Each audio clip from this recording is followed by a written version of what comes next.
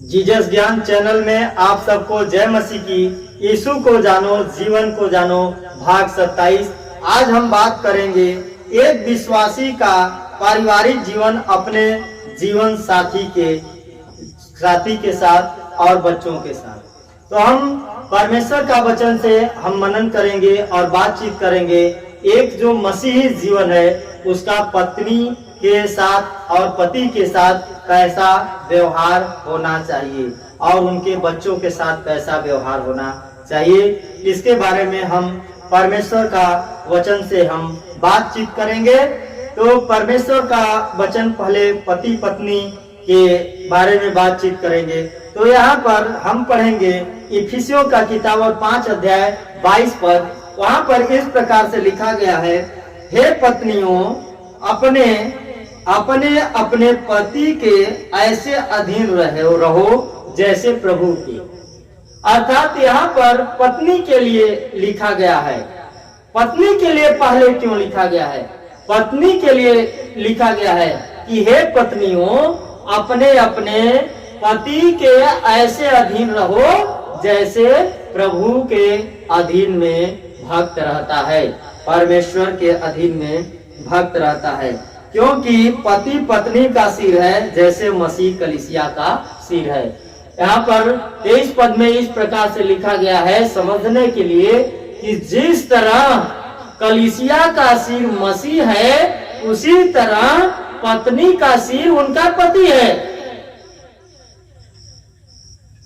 ऐसा निर्देश दिया गया है। आदेश परमेश्वर का वचन सिखाता है, समझाता है हमारी बहनों के लिए, दीदी लोगों के लिए, पत्नियों के लिए। ऐसा वचन समझाता है कि अपने पति के ऐसे अधीन रहो जैसे प्रभु के। और जब हम पढ़ते हैं पहला पत्रस 3 अध्याय 1 से लेकर के 7 पद तक, तो वहां पर इस प्रकार से लिखा गया है, हे पत्नियों तुम भी अपने पति के ऐसे अधीन रहो, इसलिए कि यदि इनमें से कोई ऐसे हो जो वचन को न मानते हो तो भी तुम्हारे भय सहित पवित्र चाल चलन को देखकर बिना वचन के अपनी पत्नी के चाल चलन के द्वारा खींच जाए। तुम्हारा श्रृंगार देखावटी न हो, अर्थात बाल गूंथना और सोने के गहने या भांति भांति के कपड़े पहनना, परंतु तुम्हारा छिपा हुआ गुप्त मनुष्यत्व नम्रता और मन की दीनता अविनाशी सजावट से सुसज्जित रहे, क्योंकि परमेश्वर की दृष्टि में इसका मूल्य बड़ा है। पूर्व काल में पवित्र स्त्रियां जो परमेश्वर पर आशा रखती थी अपने आप को इसी रीति से संवारती थी और अपने पति के अधीन में रहती थी, जैसे सारा अब्राहम के अधीन में रहती थी और उसे स्वामी कहती थी। इसी प्रकार तुम भी यदि भलाई करो तो किसी प्रकार के भय से भयभीत न हो तो उसकी बेटियां ठहरोगी। वैसे ही अब पतियों के लिए भी निर्देश दिया गया है।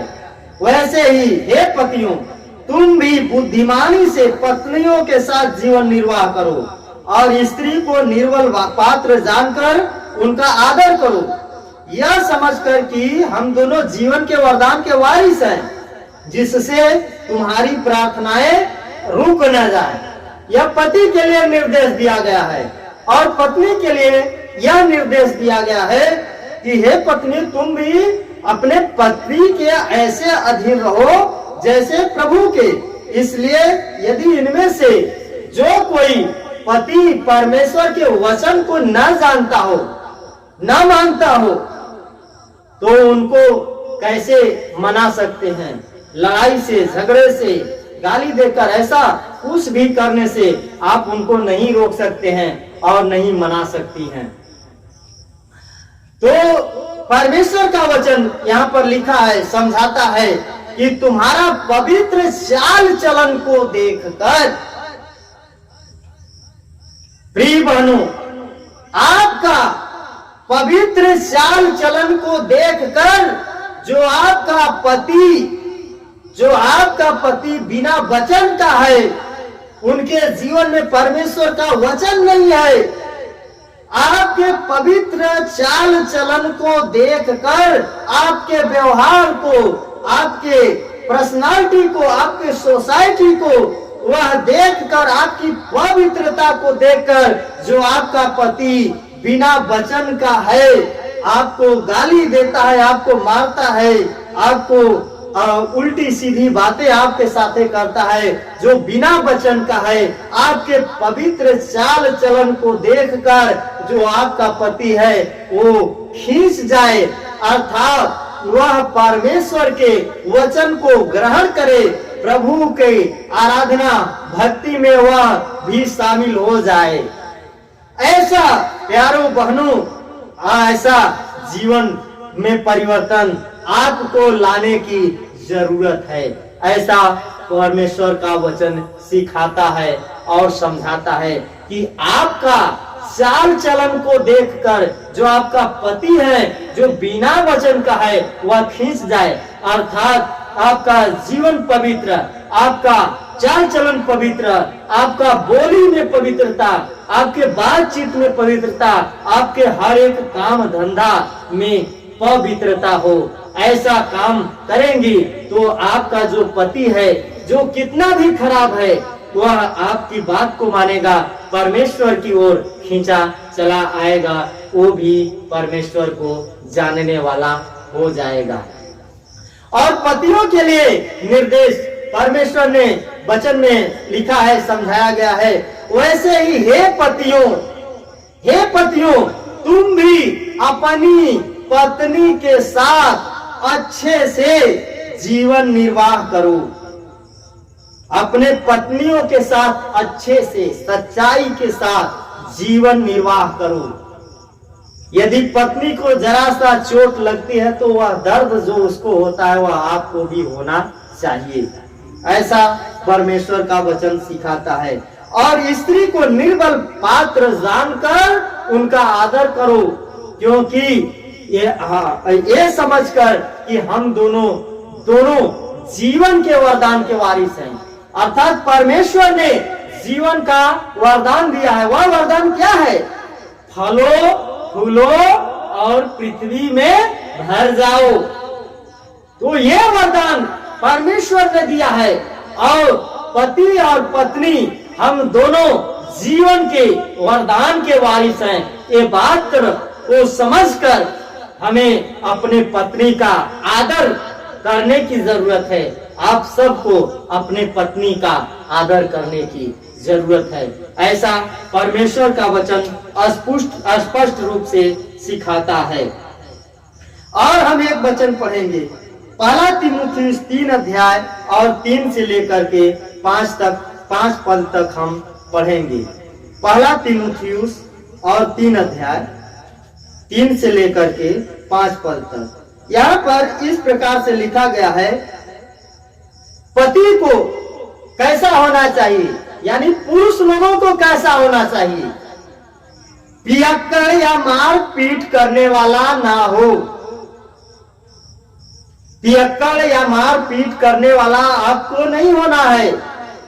जो भाई लोग हैं, वरन कोमल हो और ना झगड़ालू, यानी झगड़ा करने वाला व्यक्ति ना हो। पुरुष लोग घर को संभालते हैं, अच्छे रीति से घर का देखभाल करते हैं, रखवाली करते हैं।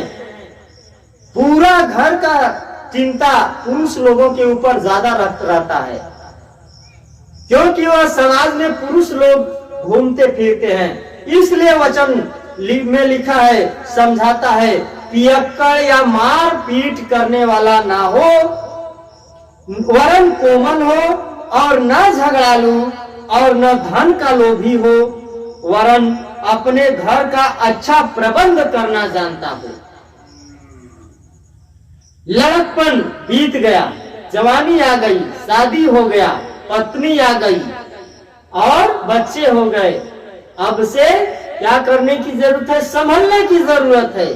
पियक्कड़ या मारपीट करने वाला न हो, न झगड़ालू, वरन कोमल हो, अपने घर का अच्छा प्रबंध करने वाला व्यक्ति होना है।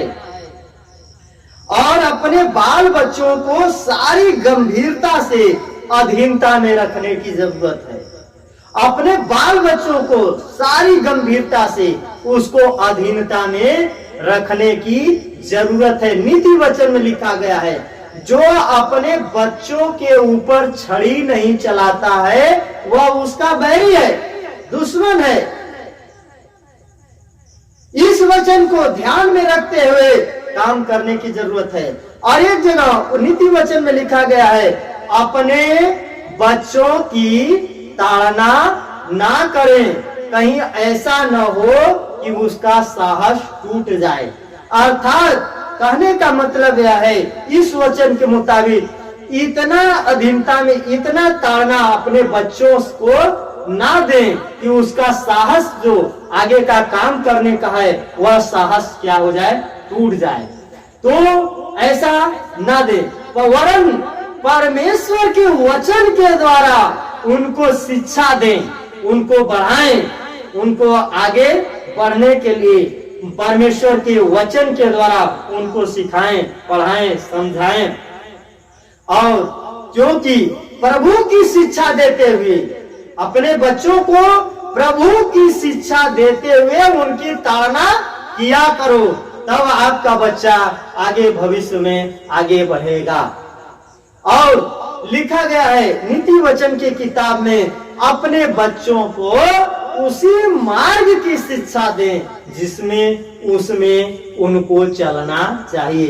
अर्थात अपने बच्चों को उसी मार्ग की शिक्षा दें जिसमें उसको अच्छा लगता है, जो काम करने में उसको अच्छा लगता है, उस मार्ग की क्या करें, उसको शिक्षा दें। वो भी शिक्षा अपने मन, अपने बुद्धि, अपने दिमाग से नहीं, परमेश्वर की शिक्षा के द्वारा, परमेश्वर का भय उनके जीवन में, आपके जीवन में रहने के द्वारा ही उनको शिक्षा दे और उनकी ताड़ना किया करें। ऐसा परमेश्वर बच्चों और माता पिता को सिखाता है और समझाता है। और यहाँ पर लिखा गया है, अपने बाल बच्चों को सारी गंभीरता से अधीन में रखता हो। जब कोई अपने घर ही का प्रबंध नहीं करना जानता तो वह परमेश्वर की रखवाली कैसे करेगा। यदि हम भाई बहन या हम अपने घर का प्रबंध करना जब नहीं जानते हैं तो हम कलीसिया की रखवाली किस प्रकार से कर सकते हैं, अर्थात नहीं कर सकते हैं। तो हमें अपने घर का, अपने बच्चों का, अपने पत्नी का अच्छे रीति से देखभाल करने की जरूरत है, उनको सिखाने की जरूरत है, समझाने की जरूरत है। परमेश्वर ने प्रथम पुस्तक उत्पत्ति में ही निर्मित एक निर्माण है परिवार। परिवार समाज का सबसे छोटा घटक है। पवित्र शास्त्र के इतिहास के अनुसार परमेश्वर ने परिवार के निर्माण के 4000 वर्ष बाद कलीसिया का निर्माण किया। इसके अलावा पृथ्वी पर परमेश्वर ने अपने योजना को पूरा करने के लिए उपयोग हुए परिवारों का परिचय कराते हुए ही नया नियम और पुराना नियम की पुस्तक की आरंभ होती है। पति पत्नी परमेश्वर कलीसिया, पति पत्नी का उपयोग परमेश्वर और कलीसिया के बीच का संबंध मार्गदर्शन के लिए प्रतिबिंबित की तरह किया गया है। पुराना नियम में आदम और हव्वा, हनोक परिवार, नूह परिवार, अब्राहम परिवार आदि इस संबंध को दार्शनिक दर्शाने वाले प्रमुख अच्छे उदाहरण है। यूसुफ, मरियम, अक्विला, प्रिस्किल्ला, फिलेमोन परिवार आदि नए नियम के उदाहरण है। आज भी परमेश्वर के प्यार को संसार में फैलाने के लिए ऐसे आदर्श परिवारों की आवश्यकता है। परमेश्वर आज भी पृथ्वी पर आपसी समझ, अंगीकार, आज्ञाकारिता, एकता आदि सद्गुण प्रकट करने वाले परिवारों को ढूंढ रहा है। अपने परिवार के लिए अच्छे से प्रबंध करने वाले और लड़के वालों को सारी गंभीरता के साथ अधीन रखने वाले व्यक्ति को ही कलीसिया की अगुवाई करने की अनुमति है। पहला तीमुथियुस 3 अध्याय 3 से 5 पद तक हमने पढ़ा है। ऐसे सेवक ही आत्मिक परिवार का निर्माण कर पाएंगे। इस अध्याय का मनन विषय मसीह और कलीसिया में संबंध पौलुस प्रेरित का इफिसियों के विश्वासियों को लिखे पत्री पर आधारित है, अर्थात एक उत्तम परिवार के द्वारा ही स्वर्ग का पृथ्वी पर मसीह और कलीसिया में संबंध को प्रतिबिंब कर सकते हैं। एक विश्वासियों पति मसीह का और एक विश्वासी पत्नी कलीसिया की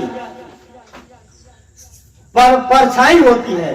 अतः वह परिवार जो परमेश्वर के वचन को नहीं मानता, वह मसीह और कलीसिया दोनों के लिए अपमान को लिखे पत्री पर आधारित है।